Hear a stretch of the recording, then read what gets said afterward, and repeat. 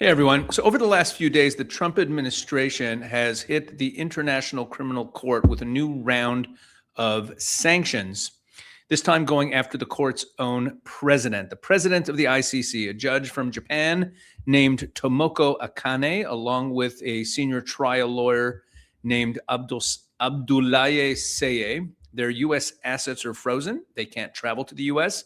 Anyone who does business with them is also exposed to sanctions. And when you add this to everything else that's happened on this issue in the last year and a half, we're now at a point where 9 of the 18 judges on the International Criminal Court, plus both of its deputy prosecutors, are under U.S. sanctions. So what is this about? In short, this is the U.S. treating an international court the way it treats a terror financing network. They're all under sanctions. So in this video, I want to do 2 things. First, I want to explain where this actually started, because this is not, this is in the headlines now, but this did not begin last week or this month or even in this term of Trump's. It goes all the way back to 2020, to Trump's first term, when he signed the original executive order about this issue. And there's a piece of the story in between that no one's talking about right now, but I think should be talked about because it explains a lot of what's happening right now. And the second thing I want to do is I want to explain why this is blowing up specifically now in August 2026, because the timing is not random. There's a very specific chain of events that got us here. And then, well, I guess I'm going to do a third thing. I want to talk at the end of this video about the whole concept of these international courts and the UN and global governance and all of that. So let's get into it. Here we go. Quick clarification before we go further, because people mix this up constantly. There are 2 courts sitting in The Hague that get confused with each other all the time. The International Court of Justice is the one that handles disputes between states. That's the court where South Africa brought its genocide case against Israel, for example, back in December 2023. And that case is technically still open right now, although, again, as we're going to get into, these courts don't really have jurisdiction. The International Criminal Court, different from the International Court of Justice, the International Criminal Court is a different institution. It does not judge countries. It prosecutes individual people for war crimes, crimes against humanity, and genocide. Okay, that's the court that issues arrest warrants like the ones for Netanyahu and Yoav Gallant, etc. That's the one we're talking about today, the ICC. So the United States has never joined the ICC, never ratified the treaty that created it. It's called the Rome Statute. Israel hasn't joined it either. And back in 2002, Congress actually passed a law, the American Service Members Protection Act, that explicitly says that the U.S. does not recognize the ICC's authority over Americans. So this fight has deep roots, and I want to be precise about what the U.S. position actually is, because saying that they're suspicious of the court or don't like the court is an understatement. The U.S. position is that this court is fake, that it is a body created by a treaty among a set of countries, and that it has no legitimate authority whatsoever over the citizens of a country that are not party to that treaty. Okay, this is not that they disagree with the International Criminal Court. They actually hold that it is completely illegitimate. But here's where it gets even more specific. In March 2020, the ICC announced that it was opening an investigation into alleged war crimes committed by American forces in Afghanistan. And Trump, in his first term, so he responded to this, and he signed an executive order 13928, blocking property of certain persons associated with the International Criminal Court. Okay, so that order, this executive order, authorized sanctions, asset freezes, travel bans against ICC officials involved in investigating or prosecuting U.S. personnel or the personnel of American allies without that country's consent. Who could we be talking about? An American ally who didn't sign on to the ICC, who could be accused of that court of war crimes. I wonder who we're talking about. Look, the term allies meant Israel. The order was written broadly enough to cover both American troops and Israeli soldiers and Israeli personnel. The administration's argument, at the time in 2020 was very straightforward. The U.S. never signed onto this court. It never consented to its jurisdiction. So any attempt by the ICC to reach an American or an Israeli person is just illegitimate.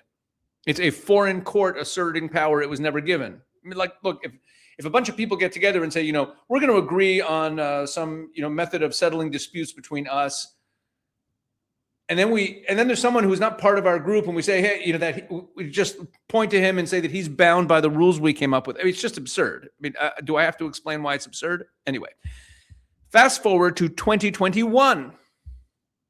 Biden comes in. And this is the part of the story that we should be talking about a little bit now.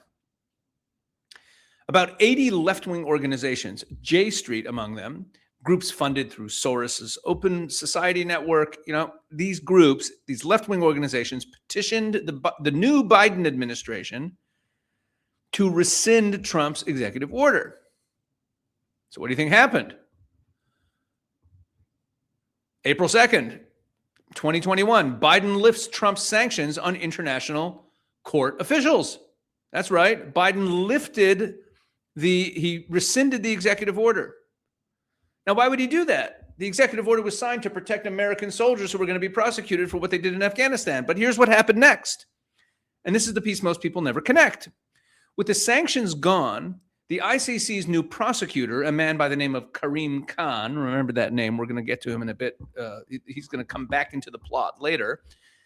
So this new prosecutor of the ICC, he reopened the Afghanistan investigation, but he narrowed it to exclude American personnel. We're only going to look at war crimes in Afghanistan committed by people from other countries. Meaning all investigations into American personnel were dropped. And there was a lot of whispering going on at the time that Biden did this, that this was actually a quid pro quo. It smelled like a quid pro quo because it would be very unpopular for Biden to rescind the executive order if it means that now American servicemen are exposed to ICC prosecution. Why would he be rescinding that and allowing that prosecution? So as soon as he rescinded it, ostensibly the Afghanistan file in the ICC resumes under the new prosecutor, but it doesn't involve investigating Americans. So it looked like they dropped the Americans out of it. But what that did was, by dropping the U.S. sanctions, which were also protecting Israeli personnel, the Israeli soldiers, Israeli personnel were now exposed to ICC prosecution in a way that they weren't before, when they would have been subject to sanctions by the U.S. See? And I wrote about this in the Jerusalem Post when the ICC brought charges against Israeli personnel. And I made the point that none of this would have happened had the Biden administration not enabled it. In other words, the U.S. got a pass in this rescinding of the executive order, and Israel didn't. Okay, let's fast forward to November 21st, 2024. Okay, so what happens then? Where am I up to? We're not there yet. Okay. November 21st, 2024. The ICC's pretrial chamber rejects Israel's challenge to its jurisdiction and issues arrest warrants for Prime Minister Netanyahu and then Defense Minister Yoav Gallant, alongside a warrant for Hamas's arrest. Actually, I have that here. Here we go. ICC issues arrest warrants for Netanyahu, Gallant, and Hamas commander. That's it, right? That's the headline I was looking for. November 21st, 2024. So they issue these arrest warrants with a lovely picture of the Gaza coastline there. And so you're talking about the sitting prime minister of Israel, of a democratic country, who's now wanted by this international criminal court, a court that Israel never joined and never consented to. And I've said this before on this channel and on Israel 365, and I'll say it again. And you all know this, I'm sure. Israel, by any honest measurement, achieved the lowest combatant to civilian casualty ratio of any urban war in modern history. We let more food into Gaza during the war than the population needs to survive on. That's all well documented. I wrote a lengthy piece for Gatestone Institute about the starvation hoax narrative. You could go look for that. But none of that stopped the warrants, because this was never really about evidence. It was about a legal body that had already decided its conclusion. So Trump returns to office in January 2025, and within weeks, in February, what does he do? He reimposes the sanctions. Here it is. This is from February 6th, 2025. Imposing sanctions on the International Criminal Court. So he brings him back. He signs a new executive order that reimposes and expands the sanctions on the ICC, this time explicitly citing the Netanyahu warrant as a trigger. Now, unlike the 2020 executive order, this one is broader. It includes, so it's asset freezes and travel bans, not just on ICC leadership, but on employees of the ICC, anyone materially assisting the court's work, and their families. Okay, so he reinstates the sanctions, and he also makes them more comprehensive. And over the following months, sanctions get layered one at a time. Judges, deputy prosecutors, staff.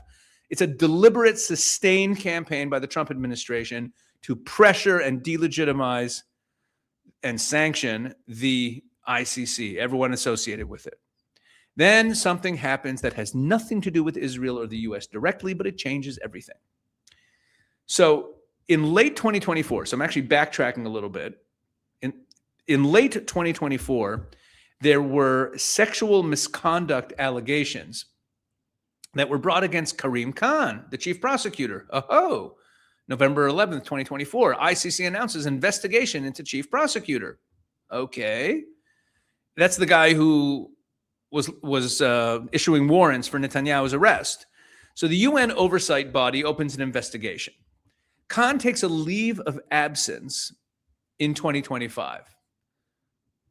Okay, he takes a leave of absence in 2025. He hasn't been dismissed yet at that point. The case grinds through the court's internal disciplinary process for over a year. And finally, on July 24th, 2026, we're talking 1 month ago, the International Criminal Court dismisses Karim Khan. Okay, so that's just last month. International Criminal Court, prosecutor Karim Khan dismissed. Okay, they had a vote. 82 states out of the 125 members of the ICC voted to dismiss Karim Khan. They called it serious misconduct and a serious breach of duty. It was sexual impropriety. And this is the guy who was positioning himself as the arbiter of international justice, and they fired him. And this matters for our story because the Trump administration loved this, and Trump talked about it a bunch, and Secretary of State Rubio talked about it. And it matters because, so the Trump administration was handed a gift. This Karim Khan situation, where the chief prosecutor is dismissed for sexual misconduct, allowed the argument that this court is a clown show and is illegitimate to really, sink in, right? That it's not clean and impartial, and that it's corrupt. Okay, July 2nd, 2026, a few weeks before Khan was removed, Acting Attorney General Todd Blanche in the U.S. Sent a letter. He issued a press release, but he sent a letter to the International Criminal Court, to the president of the International Criminal Court. Justice Department rejects International Criminal Court jurisdiction over U.S. persons, even though it was already that there were the sanctions issued as an executive order, and there was a law on the books from 2002. He issues a statement. He issues a letter, a formal notice to the ICC that the Justice Department rejects their jurisdiction over Americans entirely. Again, not in a single case, but entirely. Blanche's language was blunt, that the court had acted in an increasingly lawless and illegitimate manner. Okay? And then on August 18th and 19th, that's just a few days ago, that's this week, the sanctions hit the court's president, Tomoko Akane. That's what I opened the video with, and the senior trial lawyer, Abdoulaye Seye.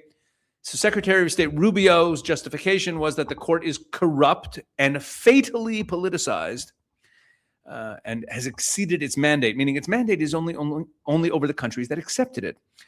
So the ICC's response was that this is a flagrant attack, right? This is a flagrant attack against the court's independence. Right? Of course it is. Yes, it's is a flagrant attack against the court's independence. The UN Secretary General's office said Guterres, the Secretary General, said he's seriously concerned and reaffirmed that the UN sees the ICC as a pillar of international criminal justice. Human Rights Watch, which has now filed a lawsuit challenging Trump's sanctions campaign, called Blanche's letter a naked attempt to shield American and Israeli officials implicated in serious crimes from justice. So that's the shape of what's going on.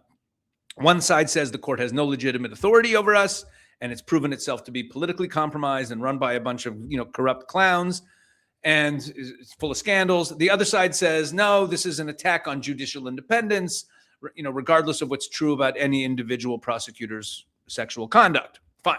Now, I want to zoom out because there's a bigger issue here. There's a bigger idea that none of this actually touches on, but it all relates to, and this is what I think matters most here. Okay. Ask yourself a basic question. Where does any court, any government, any institution of authority, where does it get the right to bind you to its authority?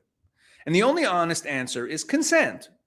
You elected the people who wrote the law, or you live under a government whose authority you willingly accept. That's what makes law binding on a person. This premise, this goes all the way back to the Bible. Even the giving of the Torah at Sinai, God, sought the consent of the nation of Israel. I mean, you're only bound by law that you consent to. That's a basic principle. Certainly a principle of Western free societies. That's for sure. Anyway, the ICC exists because roughly 120 countries signed a treaty, the Rome Statute, agreeing to create it and to submit to it. Right? It's a club. These countries said, we want to create a court that binds us. Great, go for it. If you signed it, you're bound by it. That's how treaties work. It's a treaty. But the United States is not part of that treaty. Israel is not part of that treaty. They never signed it. They're not part of it. So by what possible legal or moral logic does this court get to issue an arrest warrant for an American soldier or for the elected prime minister of Israel? There's no legitimate answer to that question. It's a group of countries asserting power over people who never agreed to be governed by them. That's not international law. Okay, this isn't about international law, the Geneva Conventions or other things. No, or the UN. This is a claim of authority by this institution in The Hague that a bunch of people agreed to create that has no consent behind it. That's why I'm saying, like, you only for a court to have authority over me, I have to consent to their having authority, which is the problem with a lot of illegitimate governments, right? You see, here's what I think actually exposes the whole thing. If the International Criminal Court were interested in prosecuting people who commit crimes against humanity,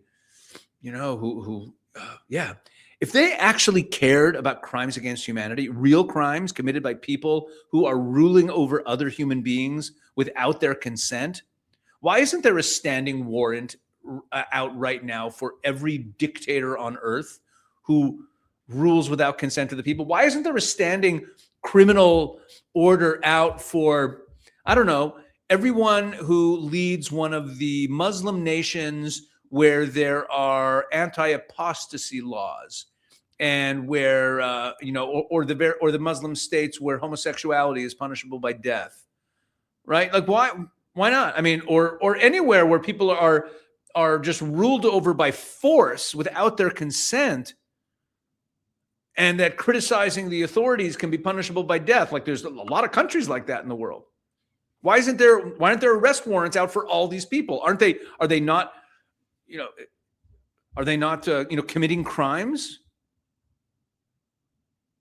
Where's the arrest warrant out for Mohammed Bagher Ghalibaf, the Speaker of the House of the regime in Tehran?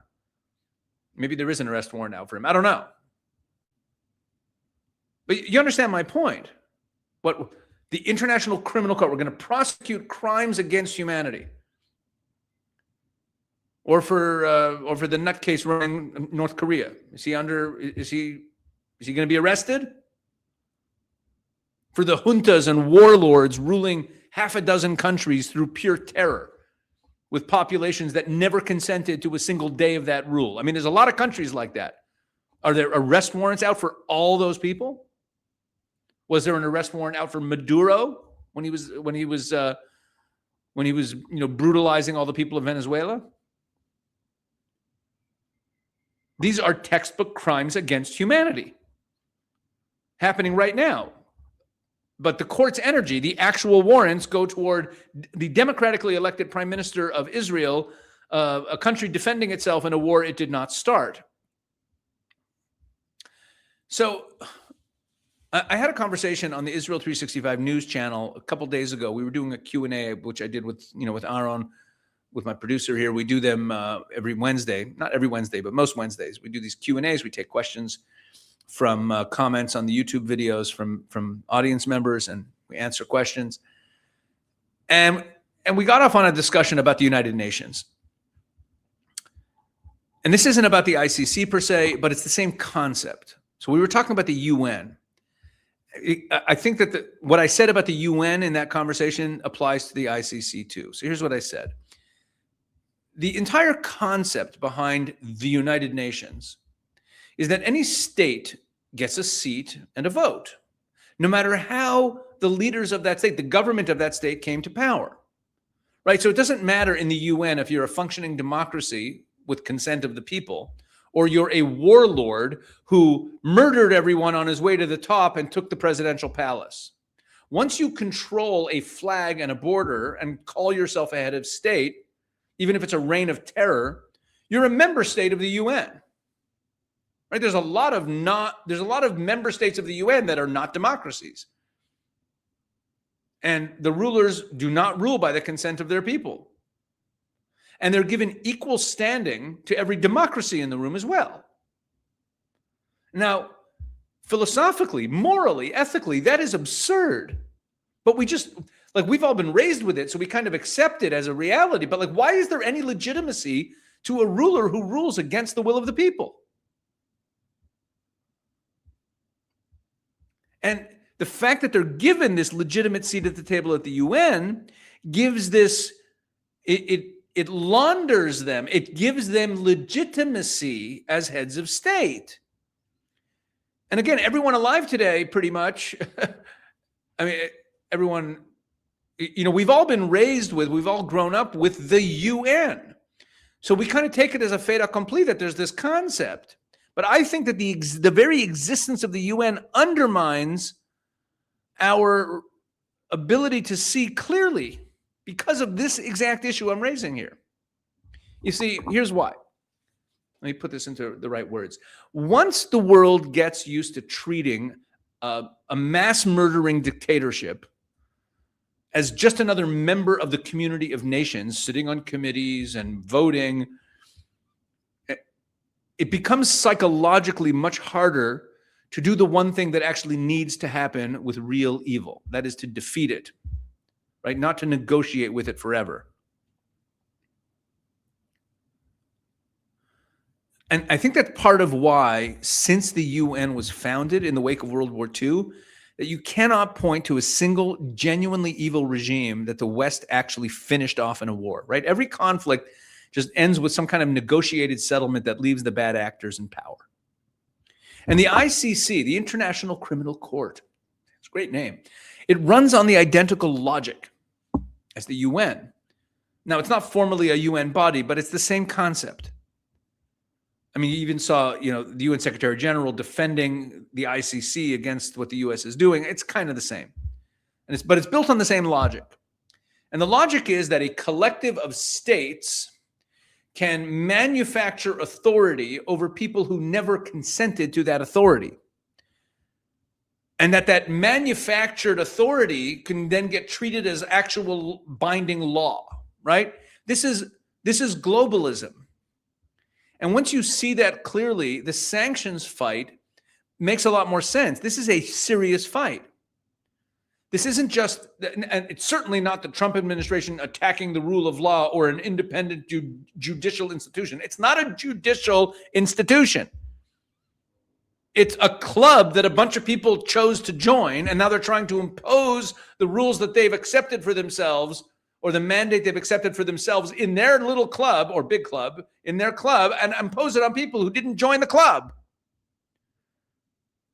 The Trump administration is refusing to pretend that the self-appointed club gets to write law for people who didn't join it. So here's my read on why this is happening now. Because this isn't really one story. It's a few stories converging at once. You've got the unfinished business from 2020, where Biden's team pulled back sanctions under pressure from the activist left in 2021, whether by design or by consequence, leaving Israel more exposed than before, which then set the predicate for the ICC warrants because they didn't have to worry about the sanctions on it. Now, you've got the fallout from November 2024, when the court used the power that the U.S. warned it would use against Netanyahu, right? You got that whole story. And now you've got the Karim Khan scandal, which just handed Washington the clearest argument that this institution's credibility problem is real and that it has corrupt people at the top. And you put all these things together, and you get what you're seeing is that the Trump administration this isn't reactive, what they're doing. They are making moves to permanently delegitimize this fake court and this fake court's claim to jurisdiction over Americans and Israelis before the next warrant. They want to make sure that no one wants to work for these guys, that everyone associated with them is scared out of their minds and just won't do anything. Okay, this is just like the UN. It's international institutions claiming moral and legal authority while their own internal governance is just it's a bunch of criminals. You have brutal dictators who rule people. Imagine, like, I come to a country, I get a bunch of machine guns, I get a bunch of guys, we kill off everyone, we declare ourselves rulers, we rule by force, and now I walk into the UN, I'm a head of state, and I get a vote. I might even get on the UN, Human Rights Council. So whatever you think about the individual sanctions, or whatever you think about Israel's conduct in Gaza, and what scrutiny it deserves, that's irrelevant. The question I am raising, the point I am making is: does a body get to govern people who never consented to it just because enough other countries agreed to create it? It's a court that the U.S. and Israel never joined. It just fired its own chief prosecutor for sexual misconduct. And now it wants to impose its authority over American and Israeli citizens. Anyway, that's the situation here. Now, before you go, please make sure that you check out Israel365action.com. That's the organization I lead. We put out a newsletter weekly that keeps you plugged into exactly this kind of story and everything else that's going on. And in terms of helping people on the ground, please go to Israel365charity.com. If you want to figure out a way to say thank you because you love these videos, don't thank me. Go to Israel365charity.com. And there's a lot of good causes that we're involved with on the ground here in Israel, and just make a small gift, small, large, whatever you can do. Anyway, thanks for watching. Please like, subscribe, and share this with someone who needs to understand what's actually going on. God bless.